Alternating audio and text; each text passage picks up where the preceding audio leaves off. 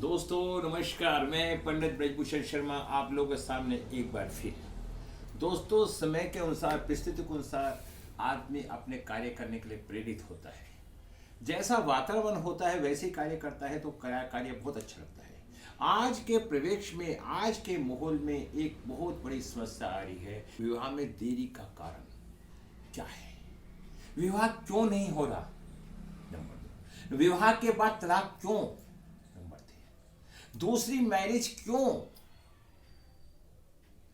पति पत्नी के संबंध बिगड़ते क्यों?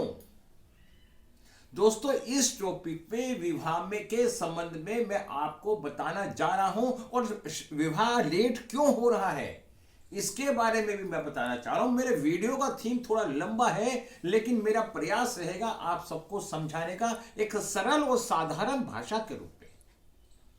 एक नर चाह तो होत नहीं और हरि चाह तत्काल। इंसान के चाहने से कभी कुछ नहीं हुआ, ईश्वर की कृपा होती है तो सब कुछ संभव होता है। अचानक तुर्की में कितना बड़ा भूकंप आया, कितने हजार लोग मर गए ईश्वर एक ही रात के अंदर। तो वही मैं आपको बताना चाहता हूं। आज जो मेरा थीम है, विवाह में देरी क्यों, विवाह के रिश्ते टिकते क्यों नहीं।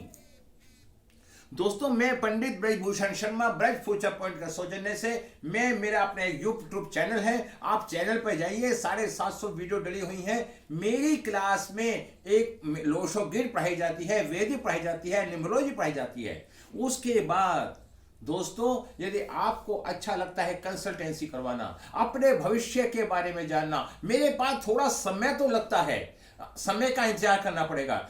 और एक मैं आप सबसे निवेदन करूंगा, फ्री के लिए कोई ना मेरे से रिक्वेस्ट करे। देखो, अगर कोई व्यक्ति की स्थिति परिस्थिति अनुकूल नहीं है, पैसा नहीं खर्च कर सकता है, भगवान सबका रक्षक है, उसके बिना इच्छा के कुछ नहीं होता। आप एक साधारण से साधारण मंदिर में जाइए और ईश्वर का नाम लीजिए, या कहीं भी बैठकर ध्यान कीजिए, ईश्वर में रम जाइए, आपकी हर समस्या अपने आप ठीक होती चली जाएगी। दोस्तों, ये कहना है कि जोड़ियां आकाश में बनती हैं, उनका निर्वाह संसार में होता है। पहले व्यक्ति के कर्मों की रचना होती है, बाद में शरीर भोगने के लिए बनता है। मेरी वीडियो थोड़ी लंबी हो जाती है, अगर आपको पसंद आए तो वीडियो को पूरी देखना, अन्यथा मत देखना दोस्तों, क्योंकि उस काम को करने से कोई फायदा नहीं जिससे मन संतुष्ट ना हो। कुंडली ज्योतिष एक जीवन जीने की एक कला है, एक चाबी है। उस चाबी के अनुसार हम जीवन जीते हैं और जीवन जीने के बाद हम अपने जीवन का निर्वाह करते हैं। अगर बरसात आ रही है, बरसात आनी बंद नहीं होगी, लेकिन आप छतरी लेके अपने को सुरक्षित स्थान से निकाल सकते हैं। आपका एक्सीडेंट हो जाता है, आप एक्सीडेंट को खत्म नहीं कर सकते, लेकिन डॉक्टर के पास जाके आप ठीक होने का उपचार कर सकते हैं। भगवान जो करता है वो अच्छे के लिए करता है, लेकिन उसकी निर्वाह करना हमारा कर्तव्य बनता है। अब बात आती है, हम थोड़ा टॉपिक से भटक जाते हैं, शादी में देरी क्यों। दोस्तों, हमारे ये कार्मिक नंबर होते हैं। जब कोई पति पत्नी को परेशान करता है, या कोई लड़का किसी लड़की को ज्यादा परेशान करता है, उसकी शादी नहीं होने देता, या एक निर्बल नारी का ऊपर अत्याचार करता है, वो कमजोर होती है, तो ऐसे व्यक्ति ताकत के बल पे उसका शोषण करने का प्रयास करता है, ताकत के बल पर, इच्छा के विरुद्ध, तब वो कई कई जन्मों तक शादी नहीं हो पाती। प्रकृति का नियम है, अगर आपने किसी के साथ अच्छा व्यवहार किया है तो अच्छा फल मिलेगा, और बुरा व्यवहार करा है तो बुरा फल मिलेगा। कुछ लोग कहते हैं कि अरे वो तो बुरा कर रहा है फिर भी अच्छा फल ले रहा है। ये हमारा नजरिया होता है।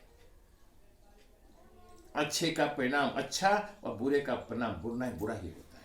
फिर मैंने बताया, विवाह में देरी हो रही है।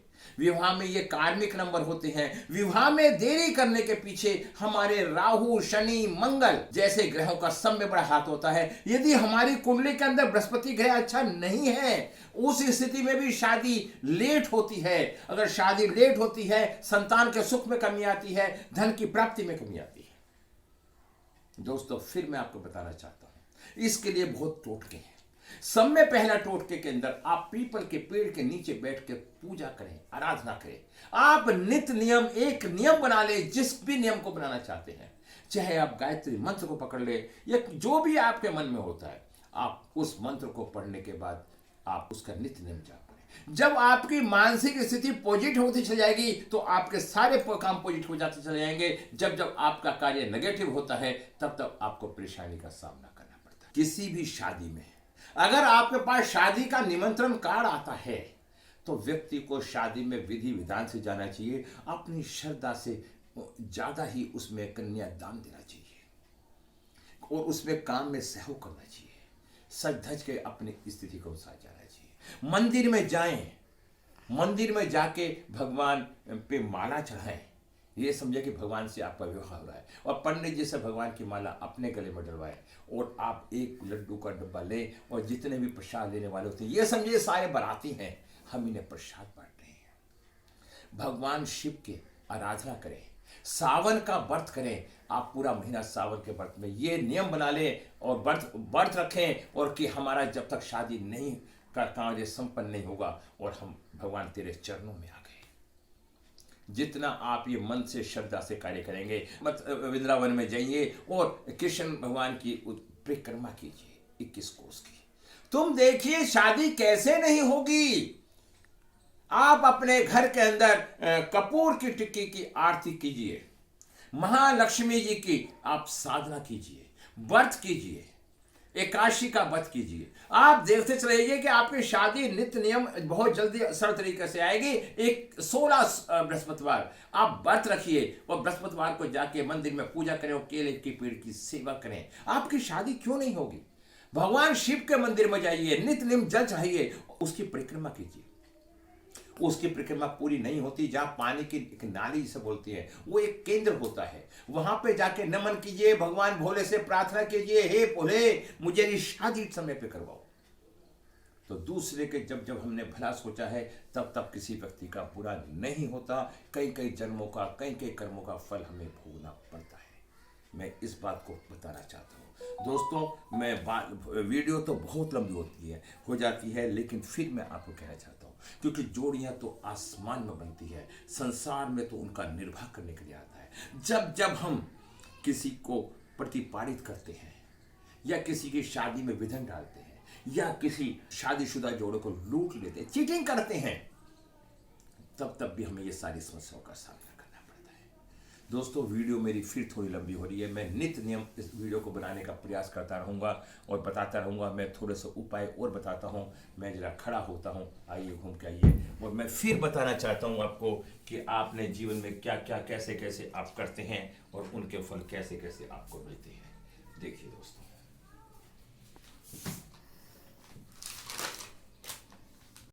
कार्मिक मिस्टेक, अगर हमारा पिछला जन्म का कर्म कोई खराब है तो हमारे शादी के बंधन में परेशानी आ रही है। हमें सब में पहले अपने संबंधों को अच्छा बनाने चाहिए, नारी के प्रति समर्पित होना चाहिए। शुक्र ग्रह अगर नारी का है तो शुक्र ग्रह, नारी का है तो बृहस्पति ग्रह खराब और व्यक्ति का है तो शुक्र ग्रह खराब। उनके लिए हमें शुक्र की हमें और बृहस्पति की दोनों ग्रहों का हमें प्रति नित्य नियम पूजा करनी चाहिए। हमें 16 सोमवार का व्रत रखना चाहिए, सफेद चीजों का दान करना चाहिए। सफेद चीज शुक्र का कारक होती है। अगर आप हम सब ये कार्य नियम से करेंगे तो हमारे जीवन में बहुत सफलता मिलती चली जाएगी। दोस्तों फिर मैं ये आपको बताना चाहता हूं, आप मां गायत्री देवी की पूजा करें। अगर आप मां गायत्री देवी की पूजा करेंगे, उनके विधि विधान से उनके मंत्रों का जाप करेंगे, तो मेरा दावा है जिस तरह से हम लोगों ने बहुत इतने अवार्ड ज्योतिष के अंदर प्राप्त किए हैं और ईश्वर की बहुत बड़ी कृपा रही, गुरु महाराज की कृपा रही, आप गुरु महाराज की कृपा रहेगी तो आपकी शादी की व्यवस्था भी समय पर हो जाएगी। मैं आपको फिर बताना चाहता हूं और फिर बात आती है, आपको अपने कर्मों में की गई गलती की क्षमा याचना कीजिए। आप नित्य नियम उठते सार धरती माता को नमन करें और धरती माता से प्रार्थना करें, हे धरती माता मेरे से जाने में अनजाने में कोई भी गलती हुई हो तो क्षमा करना। इसको नियम बना लें, क्षमा की याचना करने का नियम बना लें। आप देखें जीवन में कैसे आप महानता की तरफ चलते चले जाएंगे। मां विवाह में देरी का कारण मैं लोशो गिल्ड के अनुसार भी बताना चाहता हूं। अगर आपके पास क्या बोलते हैं 276 नंबर में 256 मिस है, 2 चंद्रमा का, 5 बुध का और 6 शुक्र का, तो आपके तलाक होने की संभावना भी रहती है। और मैं बताता हूं, अगर 4 नंबर नहीं है आपकी डेट ऑफ बर्थ के अंदर, तब भी आपको परेशानी आएगी, क्योंकि 4 नंबर शादी करने के लिए प्रेरणा देता है। तो दोस्तों, वीडियो फिर लंबी हो रही है, मैं फिर अपने शब्दों में विराम लगाना चाहता हूं। आप पूरी वीडियो को देखें और फिर मुझे कुछ सुझाव दें। मैं कल फिर आपको उपायों टोटकों के द्वारा बताऊंगा। मैं एस्ट्रोटॉक पे भी काम करता हूं और अपना मेरे यूट्यूब चैनल भी है, आप आइए और आपको विधि विधान से सारी कुंडली देख के बताऊंगा। अगर आपका सप्तम स्थान पीड़ित है, सप्तम में राहु मंगल शनि जैसे ग्रह हैं, तो आपके विवाह में समस्याओं का सामना करना ही करना पड़ेगा। तो ऐसे में कभी कभी 2-2 शादी के योग भी बन जाते हैं। तो ये आप मेरी क्लास में आइए या मुझे कंसल्टेंसी करवाइए, मैं सारी बातें बताने की इच्छा रखूंगा। 2 शादी के योग क्यों होते हैं, प्रेम में धोखा क्यों होता है, दूसरे रिलेशन बनाने की इच्छा क्यों होती है, ये सब पहले से ही निर्धारित प्रक्रिया है। इंसान कोई भी गलत नहीं करना चाहता, गलत होता नहीं, गलत हो जाता है। अगर आप सहज भाव से सब कार्यों करेंगे तो आपका भला और कल्याण होगा। मैं इन्हीं शब्दों के साथ मैं विराम लगाता हूं। यदि मुझसे कोई गलत शब्द हो गए हों, फिर मैंने थोड़ा सा बताया था, अपने कर्मों में की गई गलतियों का क्षमा याचना कीजिए, सामूहिक विवाह में योगदान कीजिए, गरीब लड़कियों के विवाह में योगदान कीजिए, मां कात्यायनी मंत्र का जाप कीजिए, गुरु और शुक्र ग्रह की पूजा कीजिए, एक ओपल रतन, एक पुखराज रतन को पहनने का प्रयास कीजिए। हो सकता है भगवान आपके सुने। मेरी शुभकामनाएं आप लोग के साथ।